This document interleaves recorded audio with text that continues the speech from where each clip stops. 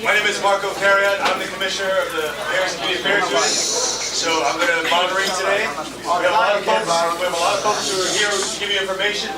And then once they speak, we're going to take questions. We need action, right? So first, I want to listen to everybody first, right? And then we're going to have a conversation. So I want to open it up to your council member, Rafael Salamanca, who's going to give some brief words. Good evening, everyone. My name is Rafael Salamanca, and I am your new city council member. I've been your council member for about 11 months. When I won my election last year, one of the first rallies that I had was with Casa and Housing Corp for 750 Grand Concourse and all the other buildings that Mr. Parkash owns, because reality is Mr. Parkash is a slumlord. Yes! Mr. Parkash should not have this building. Alright? The city needs to take this building away from him.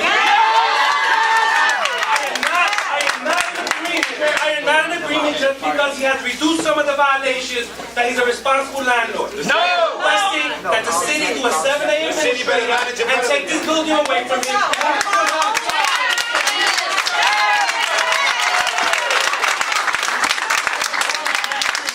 So just to be clear here, today we have a commissioner from the Department of Health. We have the commissioner from HUD.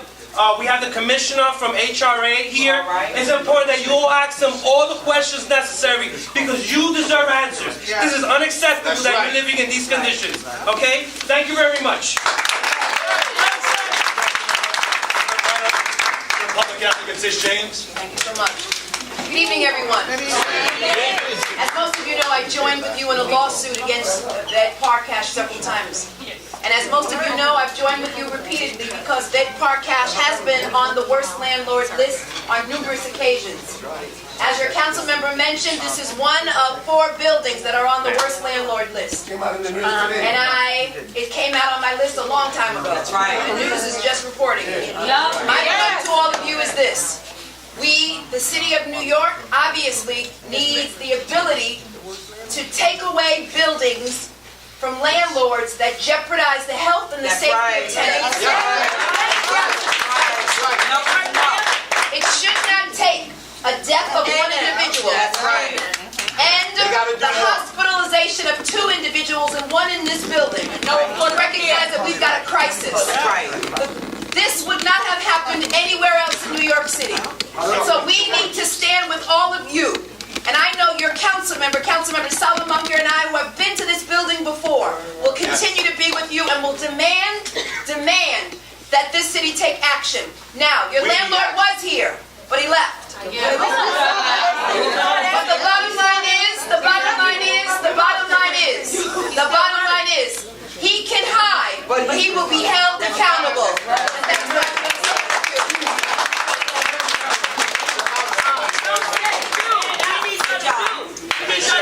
So this is a program for not election time now, so nobody don't want us now. But when it's election time, you need us. Let's go up now. Some information out. When we take some questions. I'm pissed off now. I like to clear some misconceptions that are out there right now. There was only 1 case of illness in this building. Right? Someone's living in a sub-basement, right? An illegal apartment. That apartment has been cleared. Not when you're paying rent, it ain't illegal. So Can I ask you a question? hold on. Let me just say this, and then we're going to hear some additional information. Right? And then we'll take some questions. Right, so with that, I'm going to turn it over to Dr. Mary Bassett from the Department of Health to give some remarks. Yeah, sure. I want to talk. I got verbal diarrhea. I ain't trying to hear it. Let me begin by saying that my main interest this evening is to speak to the residents of this building and make sure that you have the facts about the illness that brought us all here to this building, at least brought the health department to this building. So I don't want to talk for a long time, but I do want to assure you that I want to answer your questions. I would like to have, before I speak too long in English only, an idea of whether we need interpretation. Yeah, you need a... So, by a show of hands. By a show of hands. Levante la mano si necesita traducción. Sí, necesitamos traducción. Aquí hay gente que necesita traducción. Just don't deport us when they talk. Okay, Okay, so I want to introduce you to my Ling, who is joining us as an interpreter and who works at the health department. Now, this is what happened. About 2 months ago, the health department learned about 2 cases of a very unusual disease that we very rarely see in New York City, called leptospirosis, diagnosed among people who, as Commissioner Carrion has said, not people who lived in this building, but people who worked in a nearby small business, not a residential location. And we know something about this disease because we see a handful of cases, between 1 and 3, diagnosed every year. Since the cases have been reportable to the health department, we have seen, since 2006, 26 cases of leptospirosis. Now, that's a long word, so let me tell you a little bit about what leptospirosis is and how you get it. And now I've gotten to... So in December, there were 2 cases associated with a small business. One of the people didn't even live in the Bronx. And then more recently, and we learned about it at the health department on Monday of this week, we learned of a 3rd case of somebody who lives here in this building. Now, among the first 2 cases, one person became very ill and died of the illness. The other 2 people, including the person who lives here in this building, were sick but were treated successfully. This is a treatable disease and discharged home. So leptospirosis is caused by a bacteria that is carried by animals, and it's spread mainly through contact with contaminated urine. There are all different kinds of animals that can carry leptospirosis. In New York City, the main reservoir of animals are rats. So it's not spread by animal bites. It's spread through the animal's urine, and this means it's spread through contact with urine, and it's spread in damp places. Commissioner Carrion started to explain to you that the person who became sick in this building was in a particular set of circumstances. They were living in the basement, and where there were, as we learned when we investigated, a pretty heavy infestation of rats. That's not true. That's not true. I want to go into If y'all would have been paying check this building, y'all would have been seeing that military going on down there. Y'all should have been paying check this building, and y'all could see the military down there. Okay. We're going to say questions. Okay. We're going to say questions. There's rats everywhere, first floor, second floor, third floor, up. Thank you. I can only Let her finish and then we'll open it up. Okay, we'll let her finish. explain to you that we have people here, and if there are any tenants who are concerned about their apartment, this evening, that after we break up this more formal part of our conversation with you, I want to encourage you to find somebody. We're all going to be walking around, and we will arrange to have your apartment inspected, including this evening, if you have concerns.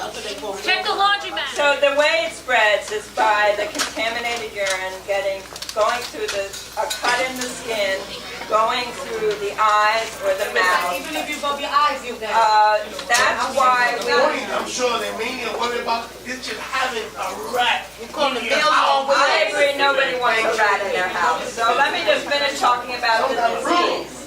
And I want people to be aware of the common sense measures that you can take. What about animals? They don't got no common sense. What are animals gonna do? We don't need to know that. Can I just finish? No, we do need to know it. We do need to know it. So that's why we have recommended, and I have copies of the letter here if you didn't get one, written in both English and Spanish under your door. Nobody should take their trash out into the basement barefoot. you should wear gloves, you should wear masks. I don't know if there's anybody here who does maintenance work, but anyone who's cleaning up an area where they believe that rats have been and is spraying water on it, that can be risky because you can aerosolize the urine. We want you to wear gloves and wear masks, and we've made these available. I also want to tell you about, this is for you, everyone. I want to tell you about the symptoms that you may have.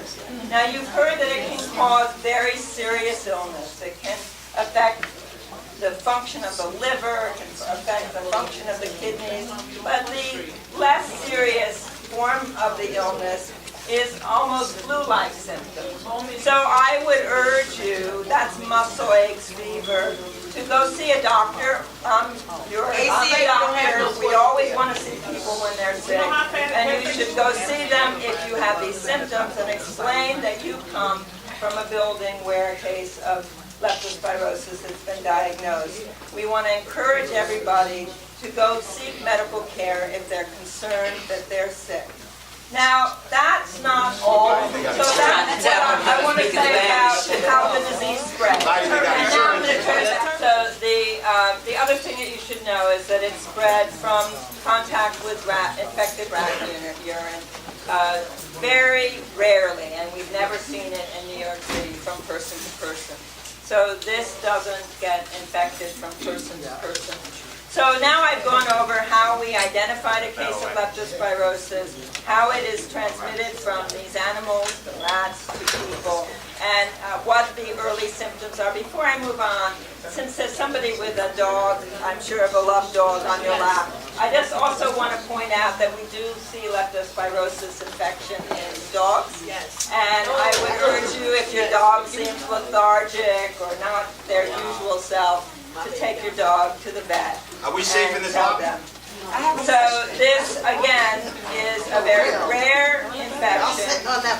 It is seen a couple of times every year, and now I've explained how it's transmitted, how you can, what you should do in terms of seeking medical. I wanted to talk to you about what we started doing when we realized that we had a cluster. And I want to make it very clear that this is not an outbreak. We don't expect to see any more cases, but we have, it's not spread from person to person. And we came here and began on Monday, on the day that we learned about this third person, and began an aggressive rodent control effort. We began baiting for rats on Monday. And served the landlord with a commissioner's order to tell him that he had to abate the rat. Well, one of the things that I observed recently was people testing the soil. It seemed like they was taking samples of the soil around the building. One of the questions I have is if the rats are coming from the park all over the place, right, and they're urinating in the dirt, is there any way that stuff can go into the dirt, into our pipes, water supply? Yeah. I mean, that's like a major concern that I'm having right now. Doesn't come from Not only that, the rats are in the walls, they're in our ceilings and things of that nature. Are they chewing through the pipes to affect our pipes? Great question. That's a great question. It is a good question, but I wanted to. Yes, I think it's a really good question, and Is there in the lobby? Are we going to get Is the water being tested in the building? So there was a question about what were people doing. We saw them out doing stuff, putting stuff, and that was, I believe, we have some people from the rodent control program. We were baiting, putting out poisons to kill the rodents. Now, there was also an observation that the rodents don't just live in one building. They live in a neighborhood. And I couldn't agree more with you. That's why the health department, with more funding than we have ever had under this administration, began a whole program that we call the Rat Reservoir Program. This building is in a rat reservoir. Right across the street is a park. And as you know, the rats don't just live in this building, they live in the park, they live in the parking lot, which has also been invaded. So we have to pay attention to the whole terrain in which these rats have established themselves.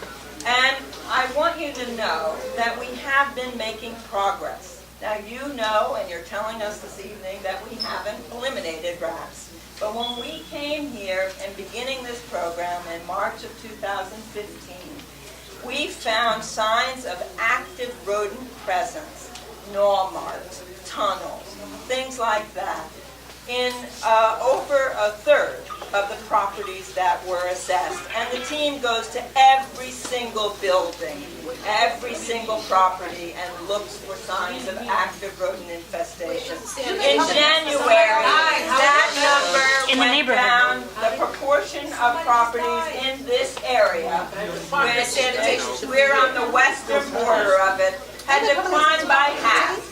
So instead of there being 35% of properties that failed, we're down to 17%.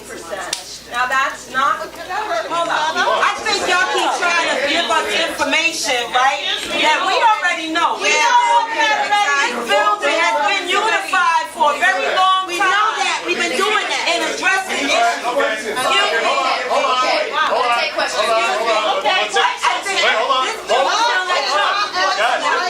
Okay, hold on. Because we can't talk over each other. Hold on. We can't talk with each other. You ask, ask the first question. Everyone, your neighbor's asking a question. You Please ask said the that first y'all been coming in this building since 2015. No, that's not quite what I said. You said since 2015. The neighborhood. The neighborhood. Okay. Well, I know for a fact, I've been here 19 years, almost 20. I know for a fact that last year, approaching a year now, that they knew about the rat infestation in this building. They knew about the illegal apartments downstairs. When the laundromat collapsed, the washing machine had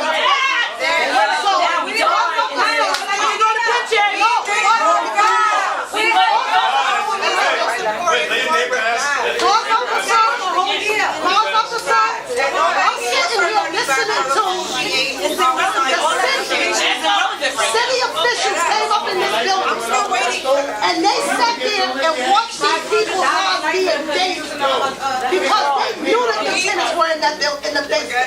The only people they pushed out of here was the lady on the 8th floor. When no washing machines went to the basement, it went from the 8th floor to the basement. The rats was here at that time. The gas was shut down for almost 6 months in the day.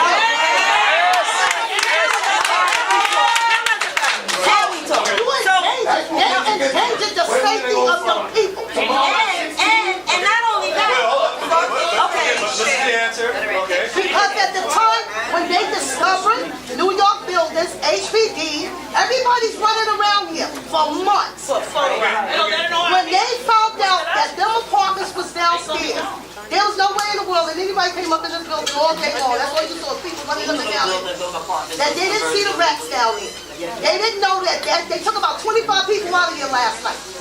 So 25 people didn't just disappear. They weren't just out of the area when they came up in here. These people have been living here for years. Exactly. For years. So why would you wait until someone dies and dies? You can't wait.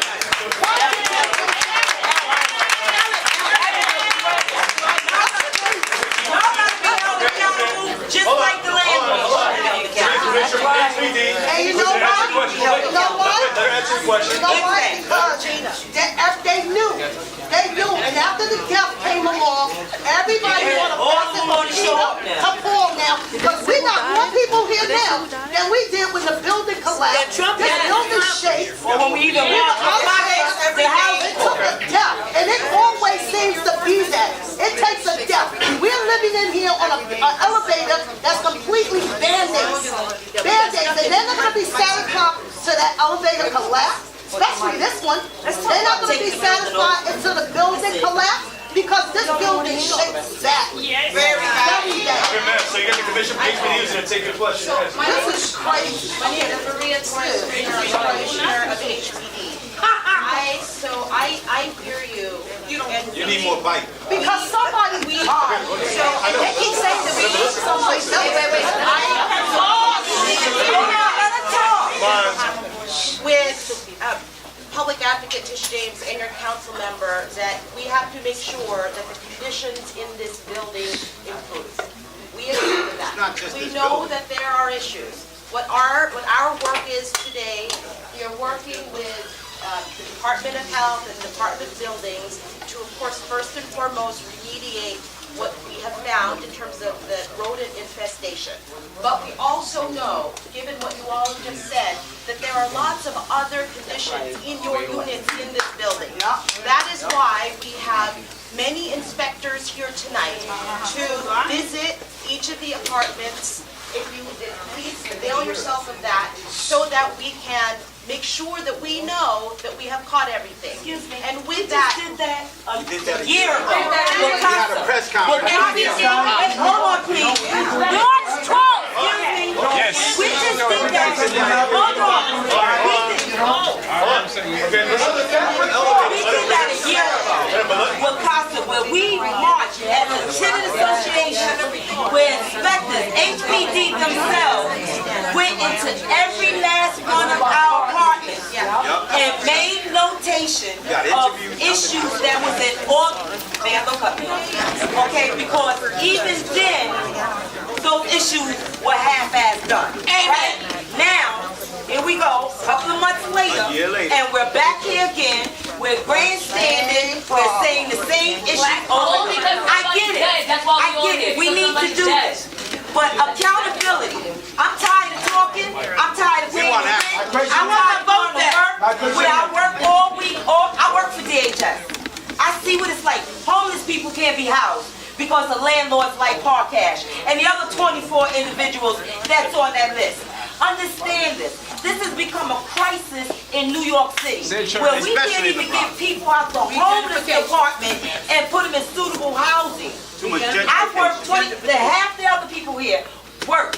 Yes. Every day to come home to this issue. I'm tired of talking. Park Cash, the city needs to take over, give people the opportunity.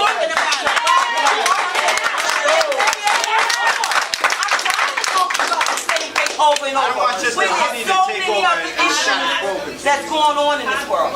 Listen, we get it. I bet you if you go on your records, you'll have a list just from April of issues that was supposed to be addressed by this landlord, and that one man, he got to do repairs, and the rest of the brothers, he get off the corner to come and fix our issues. I got black mold. We're done with this.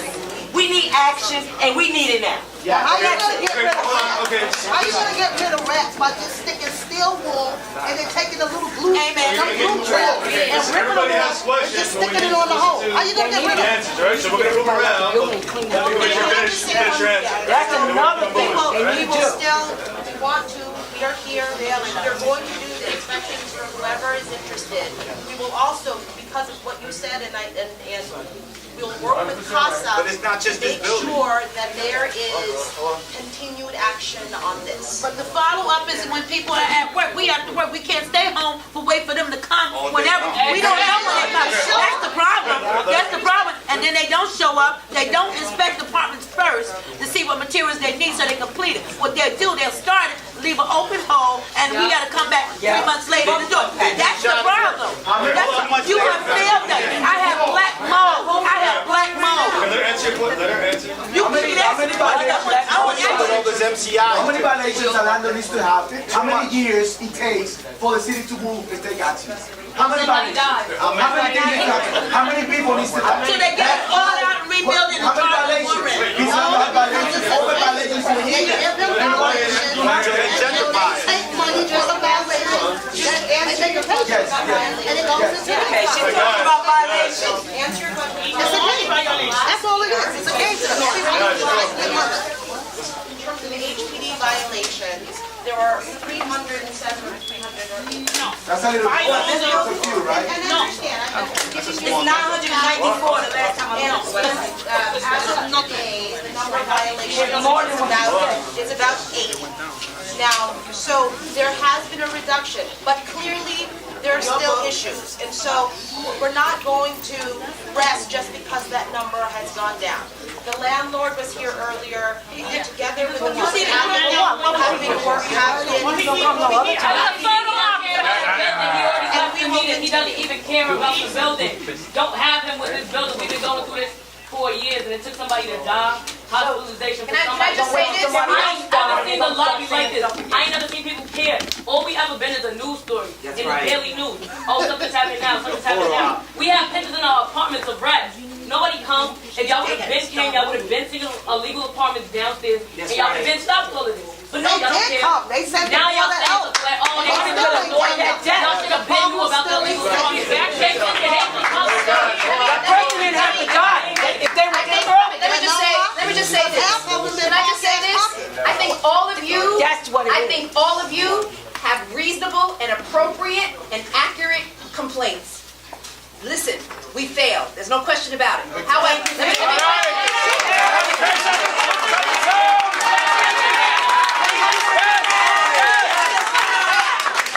but the question is, where do we go from here? Listen,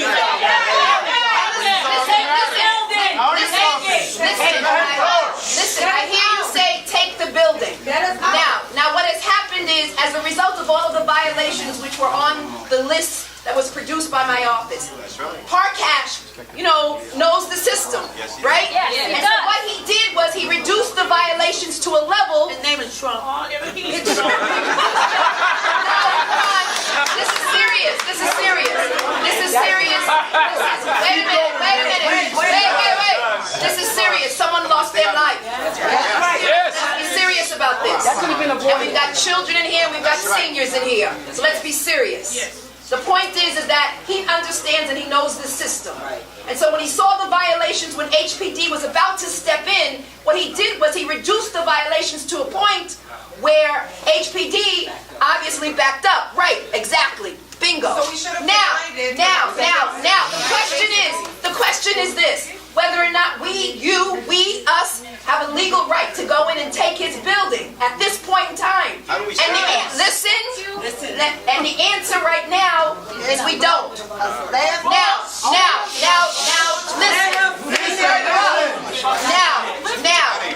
the next announcement is going to be from the Commissioner of HRA, who's going to tell you that each and every one of you in this room is entitled to a free lawyer. How can we Sorry. Wait.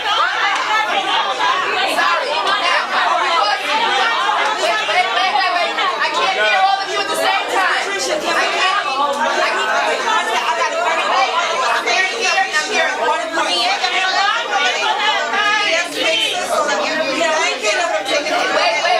Wait. The bottom line is right now there is no legal basis to take this building. Is that right? No. But that's the law. There is no legal basis.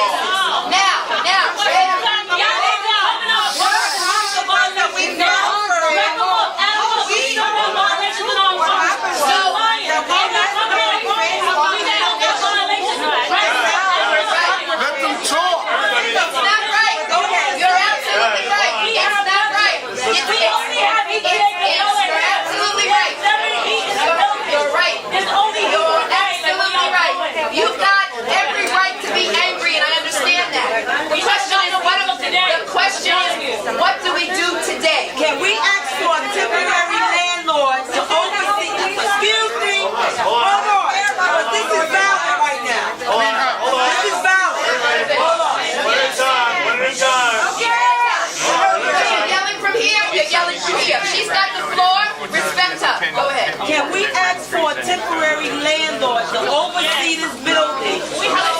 Excuse me. Either a separated landlord or another representative that can advocate on the behalf of the residents of 750 and other Parkash buildings until everything he has to do is resolved. Because we have no stand between us. What if this happens in a white community? It doesn't happen in a white community. It's because this is the Bronx. We're minority and nobody listens until something like this happens. I went to court today. Nobody showed up because of this. Because he's saying that I owe 3 months. Yes. And I don't. Nobody show up. That's what he does. So I have to go, I don't know when. So if you owe something, you have to go over there. when something is wrong, nobody shows up. And we pay a lot of rent. Okay? 95% of the tenants here, we work and we pay rent.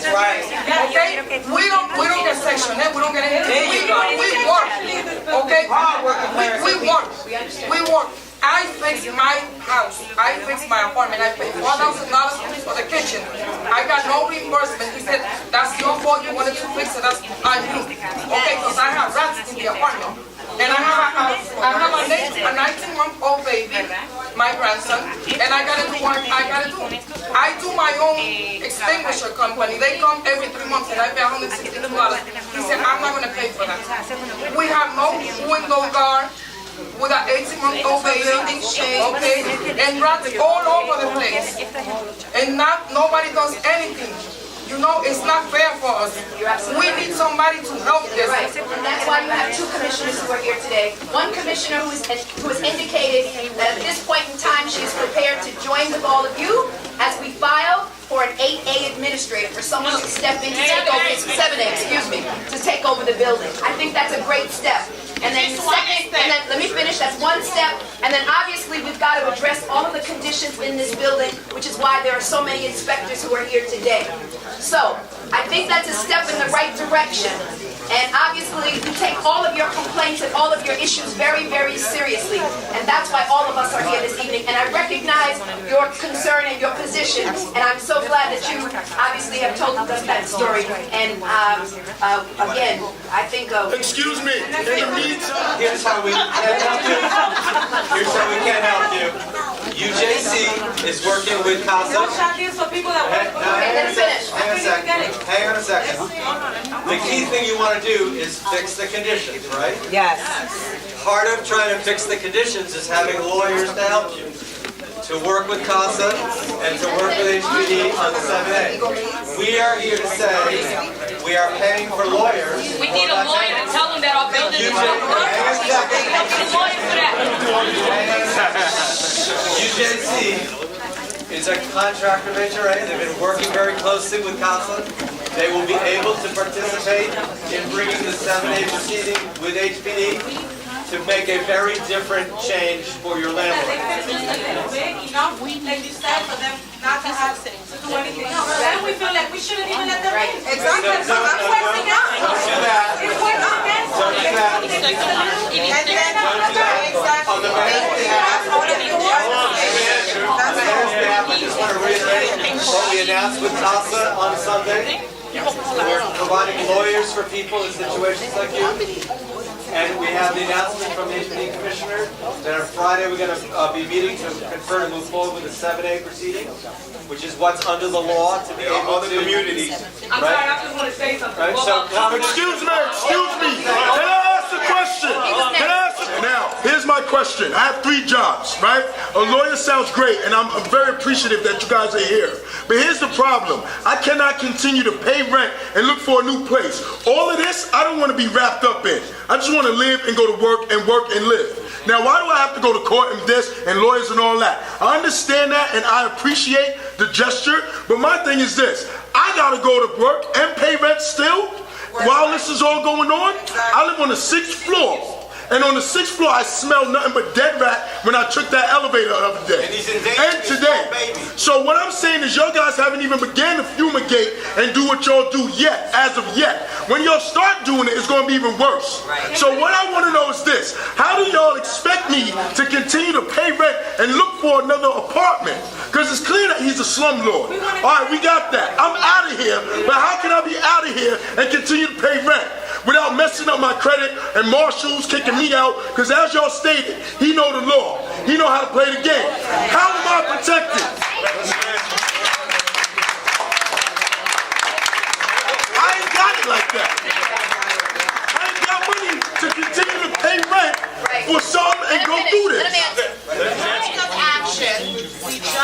We were just talking, so this week on Friday, we will be meeting with CASA, with UJC, in order to start planning for the 7A proceeding. Excellent.